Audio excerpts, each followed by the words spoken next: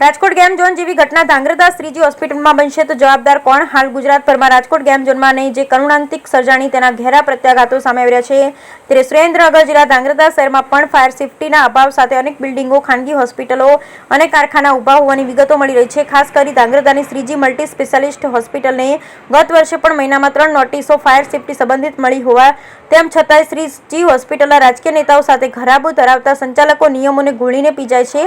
વિવાદિત હોસ્પિટલના નામથી મશહૂર શ્રીજી હોસ્પિટલ કોરોના જેવા વિકટ સમયમાં પણ દેશ વિરોધી એવા રેમડેસિવિર કૌભાંડમાં આવી ચૂકી છે. તેમજ ફાર્માસિસ્ટની ગેરહાજરીમાં મેડિકલ 24 કલાક ચાલુ રાખવાની બાબતે તંત્ર દ્વારા પગલાં લઈ મેડિકલ બંધ કરવાની સૂચનાઓ આપવામાં આવી. તેમ છતાંય હમણાં હાલમાં જ બંધ બારણે મેડિકલ ખુલ્લો મૂકી દવાઓ આપવાની વાત સામે આવતા ફરી કડક નોટિસની કાર્યવાહી સામે આવી. એક તરફ રાષ્ટ્ર વિરોધી પ્રવૃત્તિઓમાં બીક વગર વાહન અકસ્માત યોજનામાં પણ આ હોસ્પિટલનું નામ ઉછળ્યું, પણ રાજકીય વગના જોરે અધિકારીઓએ કોઈ જ પગલાઓ લઈ ન શક્યા એ પણ જગ જાહેર છે. ત્યારે એક તરફ ધાંગ્રધાની શ્રીજી હોસ્પિટલ અધિકારીઓને કમિશન સાથે ફ્રી સારવાર આપતી હોવાની લોક ચર્ચાઓ વહેતી થઈ છે. ત્યારે અધિકારીઓ જ હોસ્પિટલને છાવરી રહ્યા હોય તેમ લાગી રહ્યું છે. પણ જો ભવિષ્યમાં ફાયર સેફટીના અભાવે ધાંગ્રધાની શ્રીજી હોસ્પિટલમાં કોઈ દુઃખ દર્દની દુર્ઘટના બનશે તો જવાબદાર કોણ લેખાશે તે બાબતે લોક ચર્ચા ઉગ્ર બની છે અને હોસ્પિટલમાં તમામ નિયમોનું ચુસ્ત પાલન થાય તેવી પણ લોકમાંગ ઉઠી છે. Bureau report Hitesh Rajpara, Dhrangadhra. આજે વાત કરીએ છીએ ધાંગધ્રા નગરપાલિકાની અંડરમાં આવતું શ્રીજી મલ્ટી સ્પેશિયાલિસ્ટ હોસ્પિટલ. આ હોસ્પિટલની એટલા માટે વાત કરીએ છીએ ગુજરાતની અંદર તમામ જગ્યાએ આ પરિસ્થિતિનું નિર્માણ થયેલું છે.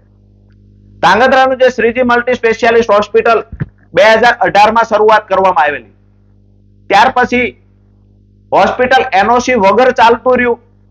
ડિસેમ્બર 2022 ની અંદર આ હોસ્પિટલની અંદર ત્યાં ફાયર સેફટીના અધિકારીઓ ચેકિંગમાં જાય છે. ખરેખર ફાયરના કોઈ સંસાધનો ઉપલબ્ધ ન હોવાથી હોસ્પિટલને એનઓસી આપવામાં આવ્યું, ફાયર સેફટીનું સર્ટિફિકેટ આપવામાં આવ્યું, પણ 30 દિવસની મર્યાદામાં ફાયરના સંસાધનો વસાવી લેવા આવી શરતે એનઓસી એડવાન્સમાં આપી દેવામાં આવ્યું. ત્યાર પછી નગરપાલિકા કે ફાયર સેફટીના અધિકારીઓ ફરી વખત એ હોસ્પિટલની મુલાકાતે 8 મહિના પછી જાય છે, જ્યારે કોઈક જાગૃત નાગરિક અરજી કરે છે. એટલે કે અરજી કર્યા પછી 8 મહિને એ હોસ્પિટલની મુલાકાત ઓગસ્ટ 2023માં ફાયર સેફટીના અધિકારીઓ લે છે. ત્યારે હોસ્પિટલની અંદર જે મહિનાની ભૂતકાળમાં નોટિસ 8 મહિના પહેલા આપવામાં આવી હતી, એ નોટિસ અંતર્ગત પૂર્તતા કરવામાં આવી નથી. એટલે કે ફાયર સેફટીના સંસાધનો વસાવવામાં આવ્યા નથી, એટલે એનઓસી રદ કરવામાં આવે છે. આ એનઓસી રદ કર્યા પછી નગરપાલિકાને કહેવામાં આવે છે કે હોસ્પિટલ સામે કાર્યવાહી કરો, પરંતુ હોસ્પિટલ સામે નગરપાલિકાએ કોઈ કાર્યવાહી કરી નથી. આજ દિવસ સુધી હોસ્પિટલ ચાલુ છે.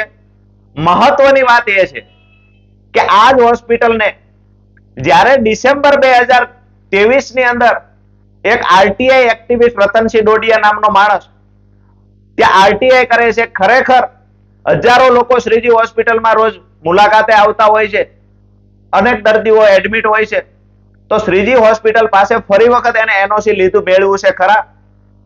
ત્યારે જવાબ મળે છે ફાયર સેફટી તરફથી કે આ શ્રીજી હોસ્પિટલ પાસે કોઈ એનઓસી નથી. એનઓસી ન હોવાના કારણે જે 2018માં હોસ્પિટલની શરૂઆત થઈ છે, એ હોસ્પિટલ પાસે ફાયર સેફટીનું 2023 સુધી કોઈ એનઓસી નથી. ફાયર સેફટીના અધિકારી નગરપાલિકાને પત્ર લખે છે કે આ હોસ્પિટલ પર કાર્યવાહી કરો, કાર્યવાહી થતી નથી. જોવાની વાત એ છે કે ખરેખર કેટલા પ્રમાણિક અધિકારીઓ ગુજરાતમાં વસે છે. ડિસેમ્બરમાં રતનસિંહ ડોડિયાએ આરટીઆઈ કરી, એનો જવાબ મળ્યો કે એનઓસી આ શ્રીજી મલ્ટી સ્પેશિયાલિસ્ટ હોસ્પિટલ પાસે એનઓસી નથી.